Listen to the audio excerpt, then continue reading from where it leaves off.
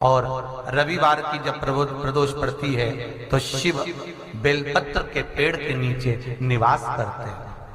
और रविवार की प्रदोष जो काम दुनिया में कोई नहीं कर सकता वो अचूक फल की प्राप्ति रविवार की प्रदोष करा देती है। महाराज ऐसी प्रदोषों का नियम वर्णन किया चाहिए, आप उसका स्मरण करें।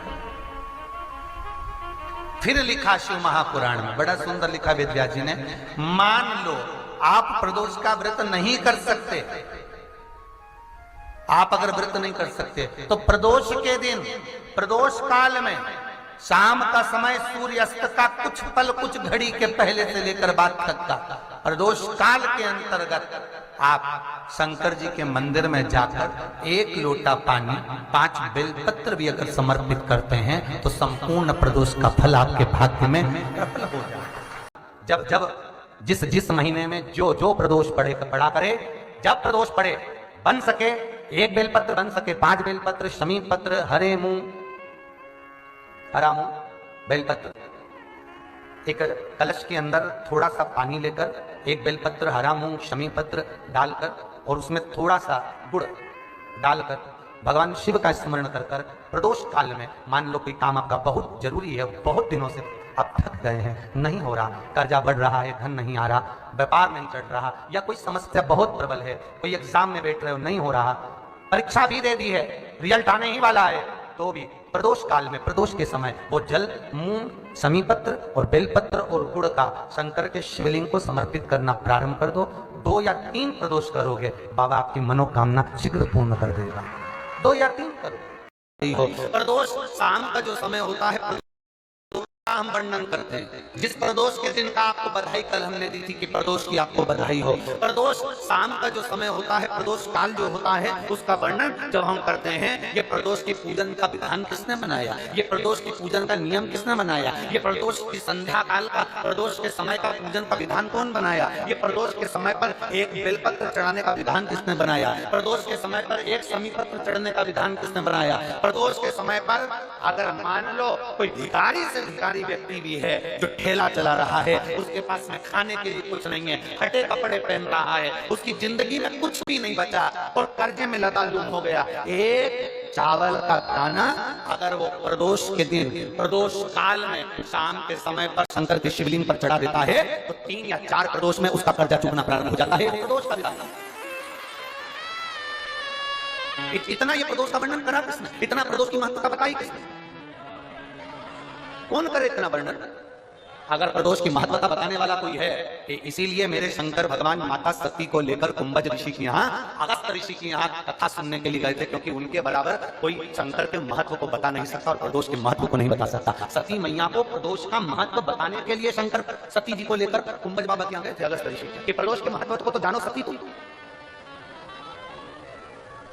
तुम प्रदोष के महत्व को तो सती जानो, तुम प्रदोष के महत्व को तो सती पहचानो कि प्रदोष का महत्व क्या होता है, प्रदोष काल का महत्व क्या होता है, प्रदोष के समय का महत्व क्या होता है।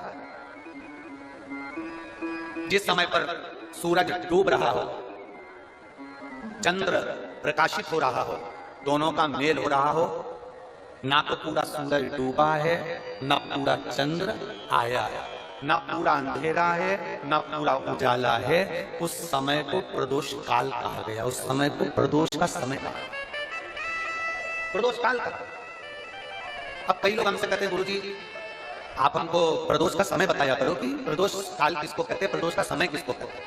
अब एक बात हम आप सबसे कहना चाहते हैं, जितने लोग आस्था चैनल पर सुन रहे हैं, जितने फेसबुक यूट्यूब पर सुन रहे हैं और जितने रेवाड़ी की इस पवित्र धरा पर कथा को सुन रहे हैं, आप सबसे एक बात कहना चाहते हैं, अगर हम समय देखकर बताएं आपको कि शाम को 6 बजे, 6:30 बजे, 6:30 से लेकर 7:30 के बीच में ये समय है, या 5:30 से लेकर 6:30 तक का ये समय है, या हम तुमको बोलते हैं कि इतनी बजे ये समय प्रदोष काल का रहेगा या इतनी बजे ये समय रहेगा, तो देखिए कभी कभी ठंड का समय आता है तो दिन जल्दी ढल जाता है, कभी कभी गर्मी का समय रहता है तो दिन बहुत लेट ढलता है।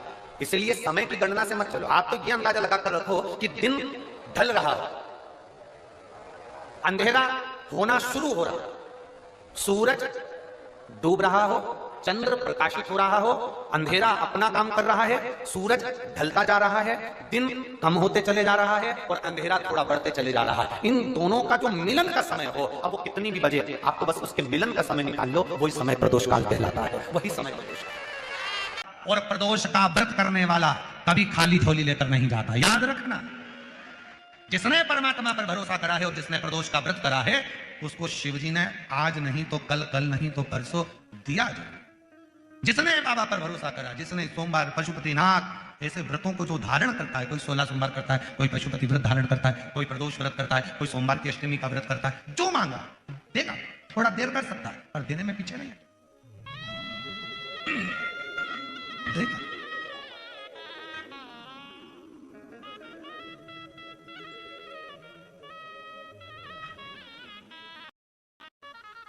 सारे देवता रोज भ्रमण पर नहीं निकलते।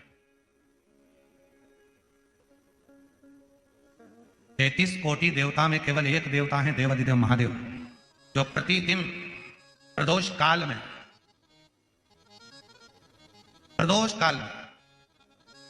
शाम के समय अपनी अर्धांगिनी मां पार्वती जी के साथ भ्रमण पर निकलते हैं, अपने भक्तों का दुख मिटाने के लिए।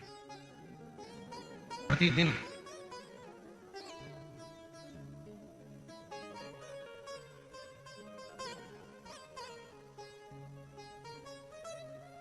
पहले दिन की कथा में श्री प्रकाश भाऊ जी की धर्मपत्नी श्रीमती टीना जी, प्रकाश जी, धारीवाल जी ने प्रश्न किया था उनके घर पर कि प्रदोष करना है। तो पहले तो मेरा निवेदन है कि प्रदोष को समझें कि प्रदोष का मतलब क्या। संसार का कोई मनुष्य कितने भी दोष कर ले, उसकी जिंदगी के सारे पाप उसने जितने भी करे हों, यदि प्रदोष का दिन है, जिस दिन प्रदोष है उस दिन यदि उसने व्रत धारण करा, केवल एक दिन ऐसा होता है प्रदोष का जिस दिन 33 कोटि देवता और 64 योगनियां भी भगवान शंकर के सामने अपने मन की बात कहने के लिए प्रदोष काल में खड़े होते हैं और शिवजी अपने हाथों से उनके दुख मिटाते मिटाते जाते हैं। वो प्रदोष का व्रत होता है। का विस्तार से तो वर्णन हम करेंगे बीच में, पर सारे दोषों को जो समाप्त कर, सारे दोष, सारी तकलीफ, तुम्हारी जिंदगी के जितने जितने तुम्हारे दोष हैं, इस जन्म के उस जन्म के, और जब भगवान शिव से आप निवेदन करते हैं, प्रार्थना करते हैं, उनसे अपने मन का भाव कहते हैं, प्रार्थना करते हैं, निवेदन करते हैं, तो शिव उसको स्वीकार करते, स्वीकार। खड़े हैं देवता, भगवान शिव नेत्र बंद करके बैठे, भगवान विष्णु, भगवान ब्रह्मा सब देख रहे हैं, इंद्रदेव पीछे खड़े हैं और पीछे से देख रहे हैं। उनको मालूम है नहीं मिलेगा, नहीं मिलेगा ही नहीं। पर तभी भगवान नारायण ने फिर जमकर हर हर महादेव कहा। ब्रह्मा जी फिर बोले हार हार, और भगवान नारायण ने और भगवान ब्रह्मा ने 3 बार ताली का जो नाद किया। चंड ने भगवान शिव को सूचना दी, सूचना देकर भगवान शंकर के नेत्र खुल गए, और शिव जी के जैसे ही नेत्र खुले, बाबा ओघड़दानी ने, भगवान शंकर ने नेत्र खोलते ही सामने खड़े हुए भगवान विष्णु को, भगवान ब्रह्मा जी को, देवताओं को देखा और पूछा कि आप यहां पधारे, मुझे आज्ञा करते मैं आ जाए, आप मुझे करते, आप मुझे बोलते तो मैं पहुंच जाता, आप आए, मुझे तो बुलाते, मैं पहुंचता आपके दरवाजे।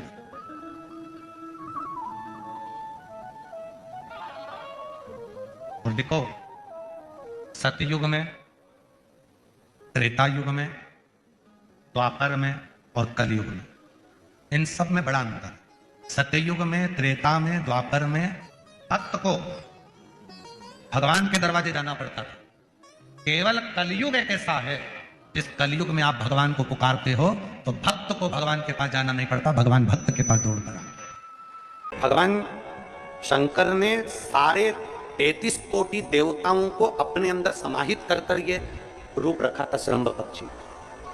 33 कोटि। मान लो आपके ग्रह अनुकूल नहीं चल रहे हो, कोई कहे कि मंगल बेकार है, कोई कहे शनि बेकार है, कोई के रवि बेकार है, कोई के बुध बेकार है, कोई के गुरु बेकार है, कोई के शनि बेकार, कोई के ये बेकार, कोई के तुम्हारा ग्रह बेकार चल रहा है, तुम्हारी किस्मत बेकार चल रही है, तुम्हारा भाग्य बेकार चल रहा है।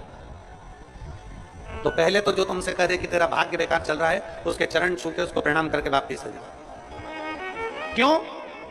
जिसने पृथ्वी पर जन्म दिया, जिसने नेत्र दिए, मुख दिया, हाथ दिए, पांव दिए, पूरा शरीर दिया, सारी इंद्रियां दी, रहने को घर दिया, खाने को अन्न दिया, अगर कोई तुमसे कहे कि तेरा भाग्य बेकार चल रहा है तो पहले तो उसको प्रणाम कर कर वापिस आ जाओ, एक शब्द भी मत सुनो, वापिस आ जाओ। क्योंकि दुनिया में आप सबसे ज्यादा भाग्यशाली हो जो भगवान ने आपको पृथ्वी पर पैदा करा। कुत्ता बना के पैदा नहीं करा, जानवर बनाकर पैदा नहीं करा, झिंगुर और कीट पतंगा बनाकर पैदा नहीं करा, सड़ते हुए कुत्ते के शरीर में इल्ली पड़ जाती है वो बनाकर पैदा नहीं करा, कीड़ा चूहा बनाकर पैदा नहीं करा। मेरे भगवान ने तुम्हें मनुष्य बनाकर पैदा करा है। जितने पृथ्वी पर मानव पैदा होते हैं ये अपने आप में भाग्यशाली होते हैं, कोई अभागा पैदा नहीं होता। कोई तुमसे कह दे तेरा भाग्य बेकार चल रहा है, तेरी किस्मत बेकार चल रही है, उसके पांव पड़ो, वहां से निकल लो, अपनी पत्रिका लपेटो और वापिस सजा जन्म पत्रिका लेकर। भाग्य तुम्हारा बेकार नहीं है, तुम्हारी किस्मत बेकार नहीं है। भाग्य उसका बेकार है जो तुमको कह रहा है कि तुम भाग्यशाली नहीं हो, तुम किस्मत वाले नहीं। भाग्य उसका बेकार है जो पृथ्वी पर जन्म ले लेता है, शंकर जी के मंदिर में एक लोटा जल चढ़ाना चालू कर देता है, शंकर के मंदिर में झाड़ू पोछा करना प्रारंभ कर देता है, वो कभी भी अभागा नहीं होता, वो भाग्यशाली ही होता है। अभागा नहीं है, वो भाग्यशाली है। और जितने पृथ्वी पर मनुष्य जन्म है, चाहे वो छोटे से छोटा बड़े से बड़ा, आपका हाथ पैर शरीर सब भगवान ने दिया है, आपको करोड़पति बनाकर पैदा करा है, फिर भी आप अपने आप को अगर अभागा समझते हो तो आपके ऊपर है। किस्मत वाले हो, करोड़पति बनाकर भेजा। कुत्ता 1000, 10,000, 20,000, 25,000, 50,000 में बिकता है। तुम्हें तो भगवान ने 2-2 किडनी दी है, अभी बेचिए 20-20 लाख में, यूं बिक जाएगी। भगवान ने नेत्र दिए 50-50 लाख में, अभी बिक जाए 5 लाख में। एक एक शरीर भगवान ने कीमत वाला बनाकर भेजा है। किसी डॉक्टर के पास बैठना और पूछना कि कौन से अंग की कितनी कीमत होती है, वो डॉक्टर बता देगा कि तुम्हारे शरीर की क्या कीमत है, और उसके बाद भी कहते हो कि हम अभागे। बताने वाला कह देता कि तुम भाग्यहीन हो, तुम भाग्यशाली नहीं हो, तुम किस्मत वाले नहीं हो। वहां से पत्रिका उठा चल होता है, मेरे बाबा ने मुझे भाग्यशाली बनाकर भेजा है। और अपने हाथ में वो पल होता है कि आप स्वयं इतनी मेहनत कर आगे बढ़ सकते हो कि अपने आप किस्मत वाले बन सकते हो।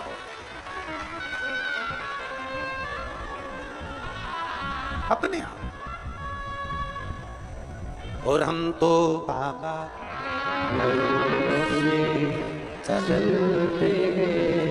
आप स्वयं भाग्यशाली हैं, आप स्वयं किस्मत वाले हैं। कोई कैसे तुम्हारे ग्रह खराब है, शंभेश्वर महादेव का नाम,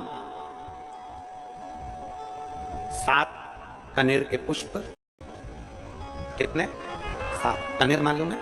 ये रोड पर जो जाते हो डिवाइडर में भी पीला पीला फूल लंबा, जो कि पशु पक्षी कोई नहीं खाता, जहरीला फूल माना जाता है, कनेर के 7 फूल, एक बेलपत्र। जिस समय पर कनेर का फूल बेलपत्र के साथ चढ़ाया जाएगा तो 7 कनेर के पुष्प सीधी बेलपत्र पर आपको रखना, 2-3 प्रदोष कर कर देखना। अगर कोई आपसे कहे कि आपका भाग्य ठीक नहीं चल रहा, आपकी किस्मत ठीक नहीं चल रही, आपके ग्रह ठीक नहीं चल रहा है, आप भाग्यशाली नहीं हो, पहले तुम वहां से उठ जाओ। उसके बाद में देवाधिदेव महादेव के पास 7 कनेर के पुष्प एक बेलपत्र में रखकर नंदीश्वर के पास में बैठकर श्री शिवाय नमस्तुभ्यम बोलकर अशोक सुंदरी वाली जगह पर स्पर्श कराकर भगवान शंकर पर 7 फूल के साथ बेलपत्री की डंडी अशोक सुंदरी की साइड हो, ऐसा स्मरण करते हुए शिव को समर्पित कर दे। वही बेलपत्री 5 बार नमः शिवाय या पंचाक्षर मंत्र, षडाक्षर मंत्र या श्री शिवाय नमस्तुभ्यम बोलकर वही बेलपत्री 3 प्रदोष, 4 प्रदोष, 5 प्रदोष, 2 प्रदोष, जितने प्रदोष आप चढ़ा रहे हैं प्रदोष काल में, वो बेलपत्री लाकर अपने कक्ष में अपने पूजन वाले स्थान पर रखते जाओ। एक बेलपत्री एक प्रदोष पर लाओगे, अगला प्रदोष आएगा, कितना अंतर पड़ता है आपके भाग्य बदलने में, आपको खुद मालूम पड़ जाएगा कि आपकी किस्मत कैसे बदल। मेहनत। सबसे पहला प्रदोष का व्रत किसने धारण किया? जब देवता और असुरों ने मंथन किया और उस मंथन में जो हलाहल विष निकला, और वो विष कोई लेना नहीं चाहता। ऐसा दुनिया में कोई नहीं है जो बुराई लेगा। अच्छा किया तो मैंने किया, बुरा करा तो इसने किया। जितना किया अच्छा मैंने करा और बुरा करा तो इसने करा। दुनिया में बहुत कम लोग होंगे जो बुराई तो ले लेंगे। जब मंथन हुआ विष निकला और वो विष हलाहल विष शिव जी के पास पहुंचा। त्रयोदशी का दिन था, बाबा भोलेनाथ जी से देवताओं ने प्रार्थना करी कि यह विष कोई पीने को तैयार नहीं। तब भगवान देवाधिदेव महादेव ने उस विष को हाथ में लिया और मुख से लगाना प्रारंभ ही करा कि मां जगतजननी उस कंठ में जा मां जगतजननी जगदम्बा अम्बा उस कंठ में जाकर बैठी और उस विष के बैलेंस को, उस विष को नीचे नहीं दबे। इतना हलाहल विष था कि देवाधिदेव महादेव भी अगर उस विष को पीते तो उनके भी प्राण जा सकते, पर उतरने ही नहीं दिया।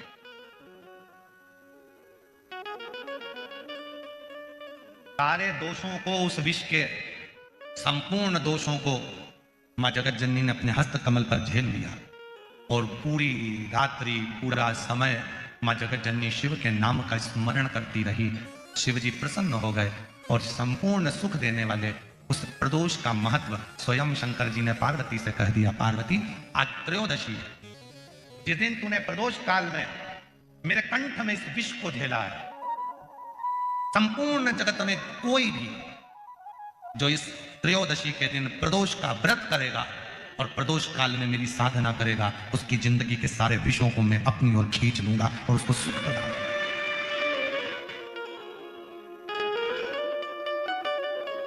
संपूर्ण जगत का विष, कितना सुंदर वर्णन करा गया है शिव महापुराण में प्रदोष की महत्वता में। शिव महापुराण में प्रदोष की महत्वता करते हुए स्वयं वेदव्यास जी वर्णन कर रहे हैं। तुमरुका जी चंचुला देवी से कहते हैं, चंचुला 15 दिन में प्रदोष आती है, हर 15 दिन में प्रदोष आती है।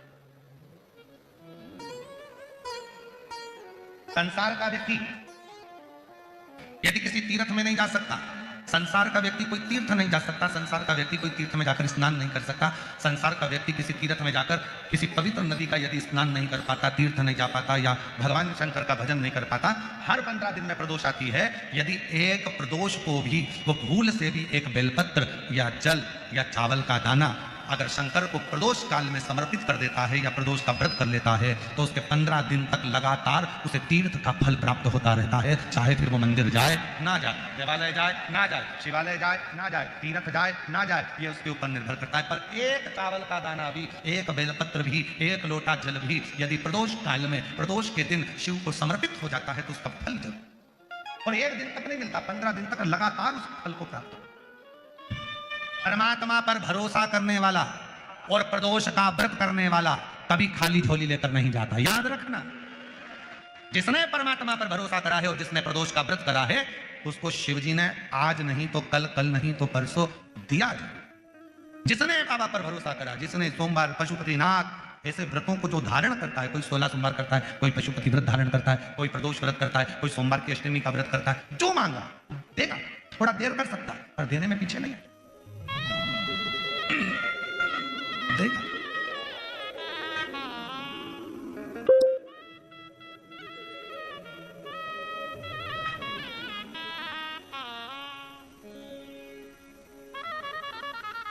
सारे देवता रोज भ्रमण पर नहीं निकलते।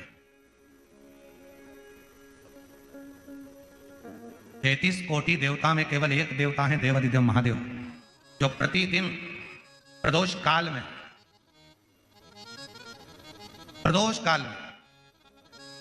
शाम के समय अपनी अर्धांगिनी मां पार्वती जी के साथ भ्रमण पर निकलते हैं अपने भक्तों का दुख मिटाने के लिए। प्रतिदिन पहले तो मेरा निवेदन है कि प्रदोष को समझें कि प्रदोष का मतलब क्या।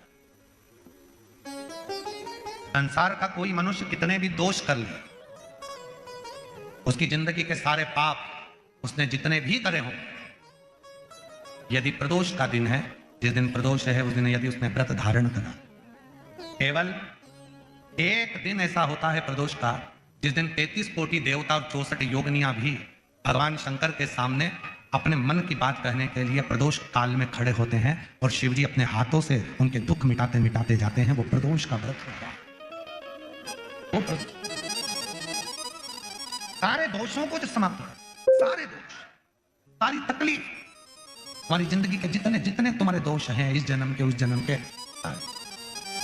और जब भगवान शिव से आप निवेदन करते हैं, प्रार्थना करते हैं, उनसे अपने मन का भाव करते हैं, प्रार्थना करते हैं, निवेदन करते हैं, तो शिव उसको स्वीकार करते हैं।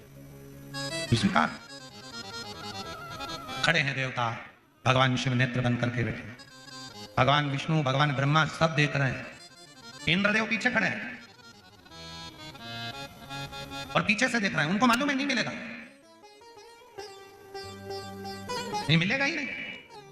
पर तभी भगवान नारायण ने फिर जमकर हर हर महादेव कहा। ब्रह्मा जी फिर बोले हार हार, और भगवान नारायण ने और भगवान ब्रह्मा ने 3 बार ताली का जो नाद किया। चंड ने भगवान शिव को सूचना दी। सूचना देकर भगवान शंकर के नेत्र खुल गए और शिव जी के जैसे ही नेत्र खुले, बाबा ओघड़दानी ने भगवान शंकर ने नेत्र खोलते ही सामने खड़े हुए भगवान विष्णु को, भगवान ब्रह्मा जी को, देवताओं को देखा और पूछा कि आप यहां पधारे, मुझे आज्ञा करते मैं आ जाऊं।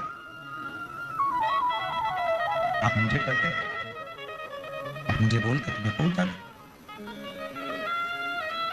आप आए, मुझे तो बुलाते, मैं पहुंचता आपके दरवाजे पे।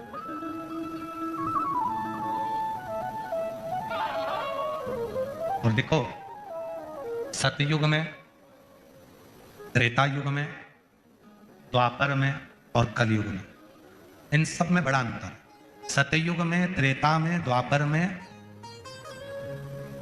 भक्त को भगवान के दरवाजे जाना पड़ता था।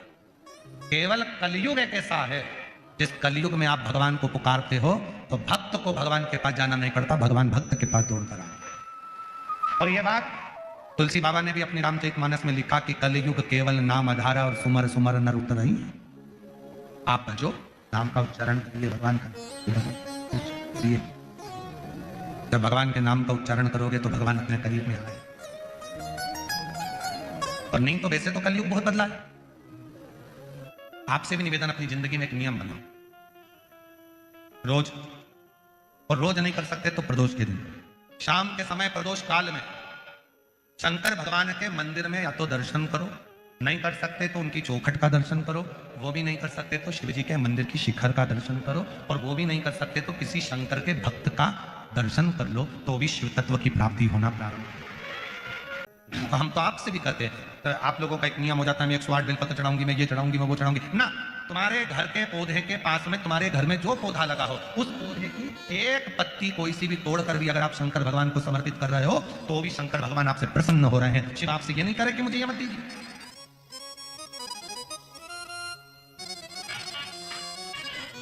भगवान शिव ये नहीं देखते रहे कि मुझे ये दीजिए।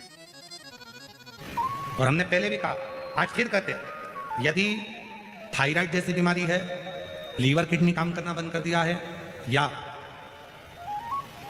आपके शरीर में, हाथ में, पाँव में कंपन बना रहता है, थोड़ा थोड़ा हाथ पाँव हिलता रहता है, थोड़ा थोड़ा हाथ कोई काम करते हैं तो थर थर थर थर हाथ हल्का सा कांपता रहता है, तो हमने पहले भी कहा, आज फिर कहते हैं, जो दूब आती है ना, गणेश जी को क्या बोलते हैं यहाँ पर, जम के बोलो, दुर्गा बोलते हैं, दूर बोलते हैं। दुर्गा जो आती है, 5 दुर्गा प्रदोष के दिन एकांतेश्वर महादेव के नाम से भगवान शंकर के मंदिर में चढ़ाइए। शिवलिंग पे चढ़ाकर उस दुर्गा को उठाकर अशोक सुंदरी वाली जगह पर चढ़ाइए, और अशोक सुंदरी वाली जगह दुर्गा को उठाकर वही 5 दुर्गा को नंदी के पास लेकर आइए, और नंदी के पास रखने के बाद उसी 5 दुर्गा को दिन भर में एक एक कर वो दुर्गा को प्रदोष के दिन रात्रि से पहले पहले उस दुर्गा को धीरे धीरे कर खाना प्रारंभ कर दीजिए। डॉक्टर का इलाज भी करवाते रहो, जांचें भी करवाते रहो, दवाई भी खाते रहो, और साथ में उस दुर्गा का प्रयोग करना प्रारंभ कर दो, तो धीरे धीरे हाथ में, पैर में जो कंपन होता है वो कंपन अपने आप मिटना प्रारंभ हो जाएगा। लीवर, किडनी, थायराइड जैसी बीमारियां धीरे धीरे ठीक होना प्रारंभ हो जाएगी, किडनी काम करना प्रारंभ कर जाएगी। वो दुर्गा में इतना असर है। कौन से महादेव? जम के बोलो जरा, एकांतेश्वर महादेव।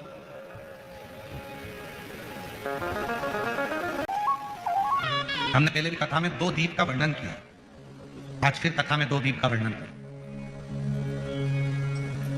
कितना भी दुख है, संपदा नहीं है, बहुत कष्ट का जीवन चल रहा है, बहुत तकलीफ का जीवन चल रहा है, 2 जगह पर दीप लगाना चालू कर दो प्रदोष काल में, मतलब शाम का समय, सूरज ढलने का जब समय हो उस समय। एक दीप बेलपत्र के वृक्ष के नीचे, दूसरा दीप भगवान शंकर के मंदिर पर। प्रदोष काल में जब ये 2 दीप लगना प्रारंभ हो जाते हैं तो भगवान अपने चारों हाथों से आपको संपदा देना प्रारंभ कर देते हैं। वो कुबरेश्वर महादेव बनकर धन वैभव देना प्रारंभ।